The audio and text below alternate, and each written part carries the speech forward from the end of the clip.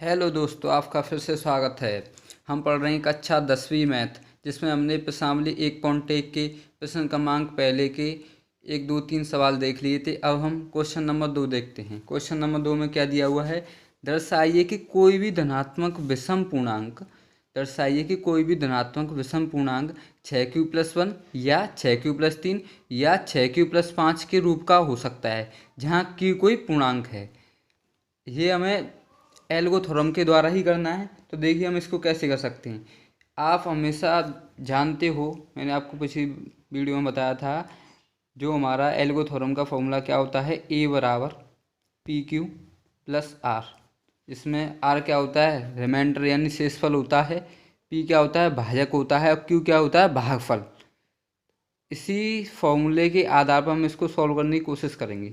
अब इस फॉर्मूले में एक थोड़ी सी बात और देख लीजिए कैसे होता है। ये जो आपका पी है इसे बोलते हैं भाजक, और क्यू को बोलते हैं भागफल। ये जो हमारा जो रिमाइंडर आता है, रिमाइंडर हमेशा कैसा होगा, जिसे हम शेषफल बोलते हैं। जहाँ शेषफल कैसा होता है हमेशा, यहाँ शेषफल जो हमारा जो रिमाइंडर है वो हमेशा इससे छोटा होता है। रिमाइंडर हमेशा किससे छोटा होता है, पी से छोटा होता है। हम इसको कैसे लिख सकते हैं, और जीरो से बड़ा होता है। जीरो से कैसा होगा, हमारा रिमाइंडर है बड़ा होगा। आर हमेशा जो हमारा जो शेषफल है वो हमेशा जीरो से तो बड़ा होता है, लेकिन जो हमारे पास जो भाजक होता है ना, भाजक से हमेशा कैसा होता है, भाजक से हमेशा कैसा होता है, छोटा होता है। इस बात को हमेशा ध्यान रखना। जो हमारा जो रिमाइंडर होता है वो किससे, भाजक से। ये तो भागफल होता है क्यों तुम्हारा, ये जो भाजक होता है भाजक से कैसा होता है, छोटा होता है, और जीरो से बड़ा होता है। इसी क्रम पे हम देखते हैं इसको।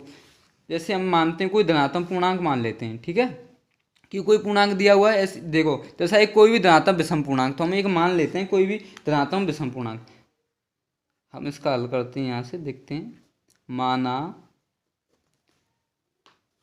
माना कोई धनात्मक कोई धनात्मक विषम पूर्णांक विषम पूर्णांक माना कोई धनात्मक विषम पूर्णांक, कुछ भी मान सकते हैं, आपकी जो भी इच्छा है आप उसके अनुसार मान सकते हैं। हम इसको मान लेते हैं ए।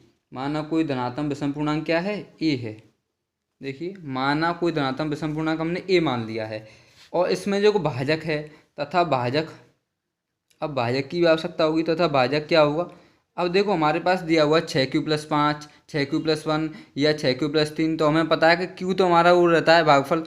जो अगले वाला क्या होता है, देखो ये तो होता है भागफल, और ये क्या होता है हमारा भाजक। इसमें भी देखो ये क्या है, भाजक। इसमें भी देखो ये क्या है, भाजक। तो हम बोल सकते हैं इसमें हमारा जो दिया हुआ भाजक कितना है, हमारे पास भाजक कितना है, 6 है। ठीक है। माना कोई धनात्मक विषम पूर्णांक, हमने अपनी तरफ से मान दे कोई भी धनात्मक विषम पूर्णांक इस प्रकार हो सकता है। तो माना कोई धनात्मक विषम पूर्णांक ए है तथा भाजक कितना है, 6। हमने इसके अनुसार मान लिया 6। ठीक है। अब इसके बाद हम इसमें अब क्या करते हैं, अब यहाँ में यूक्लिड, अब आप यूक्लिड विभाजन एल्गो थ्योरम लगाइए। विभाजन एल्गो थ्योरम या प्रमेय एल्गो थ्योरम लगाइए। ठीक है, एल्गोरिथम बोलते हैं उसे, रिथम लगाइए का प्रयोग करते हैं। ठीक है, प्रयोग करते हैं। अब करिए प्रयोग, तो देखिए क्या आ जाएगा, ए बराबर निकल के आ जाएगा तुम्हारा पी क्यू प्लस आर होता है। पी की जगह कितना माना हमने, 6। तो ए बराबर 6q प्लस रिमाइंडर हमारा हमें पता नहीं है, ए बराबर 6q प्लस के आर निकल के आया है ये हमारा। माना कोई धनात्मक विषम पूर्णांक ए मान लिया था हमने, भाजक के कहाँ से लिया था, यहाँ से भाजक 6 मान लिया था। अब इसको इन दोनों, जब भाजक 6 विषम पूर्णांक ए मान लिया, तो ए बराबर पी क्यू प्लस आर होता है। पी की जगह कितना आ गया, 6 आ गया, तो ए बराबर 6q प्लस के आर। अब हमारे पास रिमाइंडर की बात है कि रिमाइंडर क्या होगा, रिमाइंडर कितना होगा। मैंने आपको एक चीज़ अभी बताई थी थोड़ी देर पहले कि रिमाइंडर हमेशा जो भाजक होता है उससे कैसा होता है, छोटा होता है। रिमाइंडर हमेशा, ये रिमाइंडर है, इसे बोलते हैं शेषफल, हमेशा जो भाजक होता है उससे छोटा होता है। यहाँ भाजक कितना, 6। तो हम जानते हैं कि रिमाइंडर हमेशा 6 से छोटा होगा, और छोटा 6 से क्या हो सकता है, और जीरो से बड़ा होगा। जीरो भी हो सकता है, 1 हो सकता है, 2 3 4 5, 5 तक हो सकता है कि नहीं। तो यहाँ लिख सकते हैं चूंकि जो हमारा जो रिमाइंडर है जीरो से तो बराबर होगा या बड़ा होगा, लेकिन 6 से छोटा होगा। मैंने अभी बताया था आपको, देखो ये लिखा हुआ है, जो पी क्यू प्लस आर होता है, यहाँ शेषफल क्या होता है, जीरो से तो बड़ा होता है, लेकिन जो पी होता है उससे छोटा होता है। आर है, किससे छोटा है, पी से छोटा होता है। आर है जो किससे छोटा है, तुम्हारा पी से छोटा है। इसी प्रकार यहाँ देखते हैं, 6 दिया हुआ, 6 से छोटा होगा, तो जीरो रिमाइंडर है, जीरो से बड़ा होगा और 6 से छोटा होगा। अब 6 से छोटा कौन कौन सा हो सकता है, इसलिए हम लिख भी देते हैं।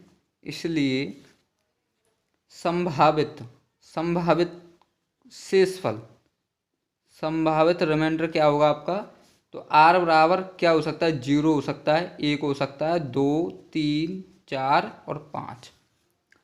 चूंकि जीरो से बड़ा होना चाहिए रिमाइंडर और कैसे 6 से छोटा होगा, इसलिए संभावित शेषफल क्या हो सकता है, जीरो, एक, दो, तीन, चार, पाँच हो सकता है। ठीक है, अब इनको रख दीजिए। आर बराबर हम चेक करके देखते हैं, हम आर बराबर जीरो पर एक बार, आर बराबर जीरो रखने पर, एक बार आर बराबर जीरो रखने पर, हमारे पास यही है ना फॉर्मूला, तो आर बराबर जीरो रखने पर क्या हो जाएगा, ए बराबर देखो 6Q तो 6Q रहेगा, प्लस आर की रिमाइंडर जगह कितना आ जाएगा, जीरो। आर बराबर जीरो रखने पर ए बराबर 6Q प्लस के जीरो हो जाएगा। अब इसमें क्या हो जाएगा, ए बराबर, अगर इसे हम सॉल्व करना है तो ए बराबर हो जाएगा 6Q खाली। ठीक है, अब आगे हम देखते हैं इसको और आगे सॉल्व करने की कोशिश करते हैं।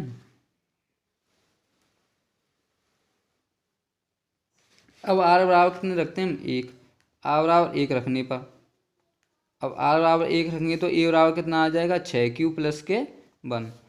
ठीक है, आर बराबर दो रखते हैं एक बार, आर बराबर दो रखने पर कितना आ जाएगा, आर बराबर दो रखने पर आ जाएगा तुम्हारा ए बराबर 6Q प्लस के 2, रिमाइंडर दो हो जाएगा। ऐसे ही हम आर बराबर अगर तीन रखते हैं, तीन रखने पर कितना आ जाएगा, तो ए बराबर आ जाएगा 6Q प्लस के 3। अगर हम आर बराबर चार रखते हैं, चार रखने पर आ जाएगा तुम्हारा ए बराबर आ जाएगा 6Q प्लस के 4। आर बराबर पाँच रखने पर कितना आ जाएगा, आर बराबर पाँच रखने पर आ जाएगा ए बराबर 6Q प्लस के 5।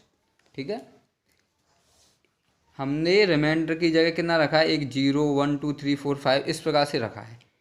अब हम इसमें देखते हैं, अब आपको पता होगा जैसे रिमाइंडर है आपका, अब आपको, हमें पता है आर आर जीरो रखने पर A R 6Q plus zero आता है। अब 6Q क्या एक सम संख्या होगी, जीरो प्लस आ रहा तो सम संख्या होगी, ये भी सम संख्या होगी, तो हम इसको लिख सकते हैं, ये एक सम संख्या होगी। और ये कौन सी होगी, 6Q प्लस 1 एक जुड़ रही है तो क्या होगी, एक विषम संख्या होगी, एक विषम संख्या होगी। 6Q प्लस 1 होगा तो विषम संख्या होगी। अब 6Q प्लस 2 कैसी होगी, एक सम संख्या होगी, सम संख्या होगी।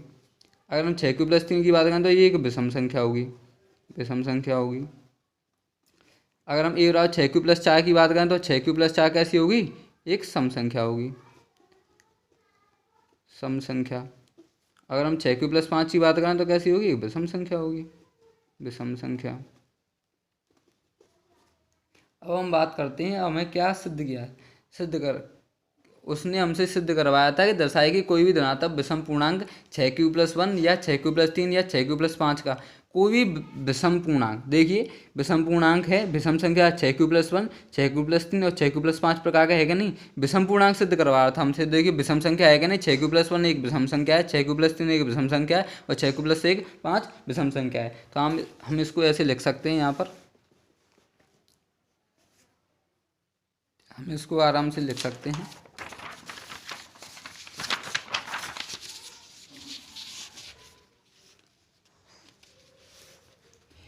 यहाँ ये संख्याएं हैं, जो ये संख्याएं हैं 6Q, 6Q प्लस के 2 और 6Q प्लस के 4, कैसी हैं, सम संख्या हैं, सम संख्याएं हैं, क्योंकि ये दो से विभाजित हैं, क्योंकि ये दो से विभाजित हैं, क्योंकि ये दो से विभाजित हैं। और यहाँ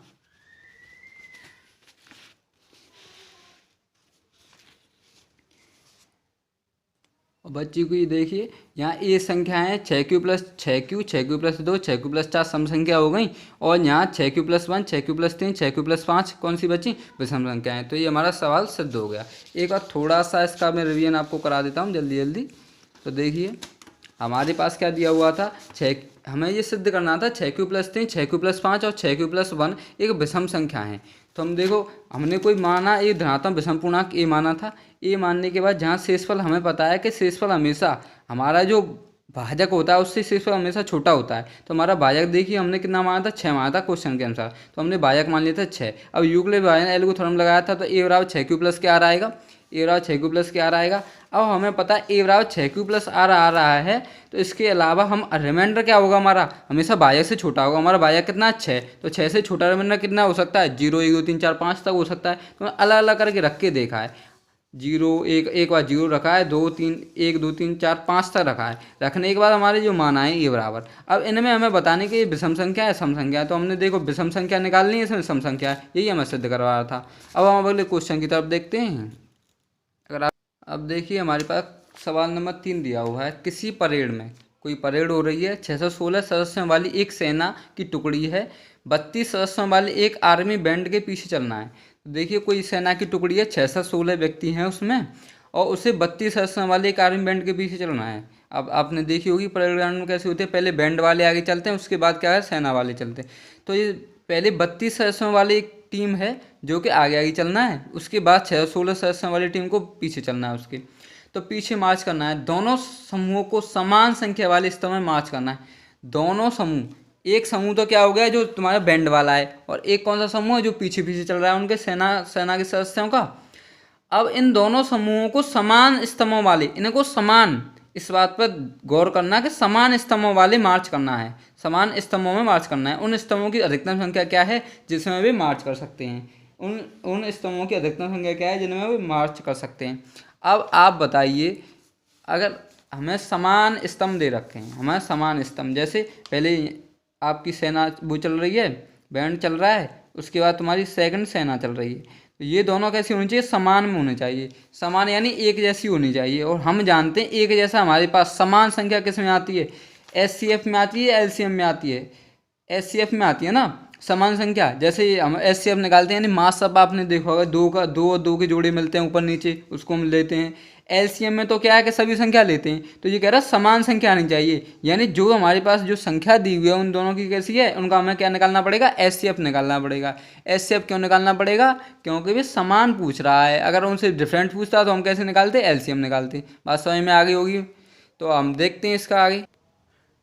ठीक है स्टूडेंट, यहाँ मैंने लिख भी दिया है, यहाँ स्तंभों की संख्या ज्ञात करने के लिए 616 और 32 का एचसीएफ ज्ञात करना होगा। एचसीएफ समझ में आ गया, क्योंकि समान संख्या पूछा है, और समान संख्या किस में मिलती है, हमारी हमेशा एचसीएफ में मिलती हैं, तो हमें एचसीएफ ज्ञात करना पड़ेगा। तो देखते हैं। अब आप चाहें तो यूक्लिड विभाजन एल को थ्योरम में लगा लेते हैं, लेकिन आप दूसरी भी थ्योरम से कर सकते हैं इसको, उससे अभाज्य गुणनखंड विधि से आप इससे ही कर लीजिए। 616 और 32 में कौन बड़ी है, 616 बड़ी है, तो इस प्रकार से लिखते हैं हम 616 के बाद 32 को।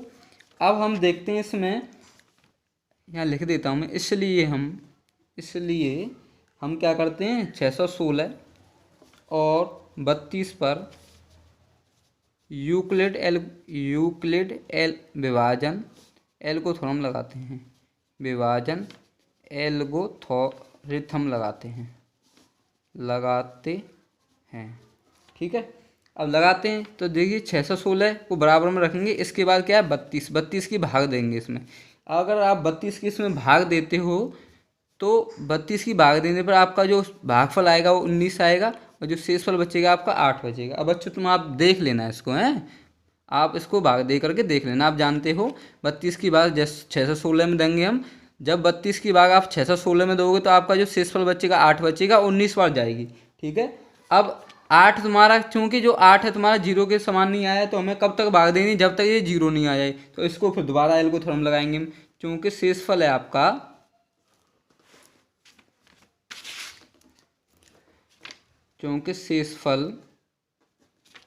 ठीक है, इसलिए हम 616 32 पर यूक्लिड विभाजन एल को थ्योरम लगाते हैं।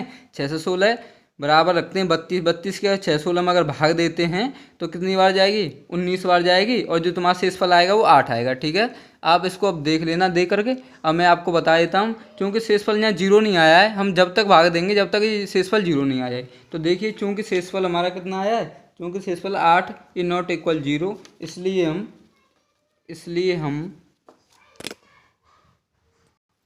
देखिए दोस्तों, मैंने लिख दिया है, चूंकि शेषफल 8 इज नॉट इक्वल 0, इसलिए हम भाजक 32। अब भाजक क्या बचा हमारा, 32 और 8 पर लगाते हैं। 32 और शेषफल किस पे लगाते हैं, 8 पर यूक्लिड प्रमेय का लगाते हैं। आप जानते हो अरचक 32 होता है, 8 की 32 में भाग देंगे 4 बार जाएगी, 0 शेष आएगा। तो हमारा जो नया भाजक आया वो कितना आया, हमारा 8 आया है। सॉरी, जो हमारा भाजक आया 8 आया है। अब ये 8 ही आपका पता है, आपको आंसर होता है। अब मैं इसको लिख देता हूँ विरोध कैसे, अब लिख देते हैं। देखिए, आपका 0 आ गया है शेषफल, अतः यहाँ शेषफल कितना आ गया, 0 आ गया है। इस स्थिति में क्या होगा, इस स्थिति में यहाँ जो आपका शेषफल है वो 0 आ गया। इस स्थिति में भाजक कितना है तुम्हारा, भाजक 8 है। भाजक कितना है, भाजक 8 है। अतः HCF कितना हो जाएगा, अतः HCF 616 का निकाला था और 32 का निकाला था हमने, कितना आ जाएगा 8। तो हम लिख सकते हैं इसको एंड में, अतः स्तंभों की अधिकतम संख्या कितनी हो जाएगी, अधिकतम संख्या 8 होगी। ठीक है, जो समान प्रकार के होंगे। तो मैं उम्मीद करता हूँ दोस्तों आपकी समझ में आ गया होगा। अब इससे आगे की जो क्वेश्चन है अगली वीडियो में करेंगे। जब तक के लिए धन्यवाद।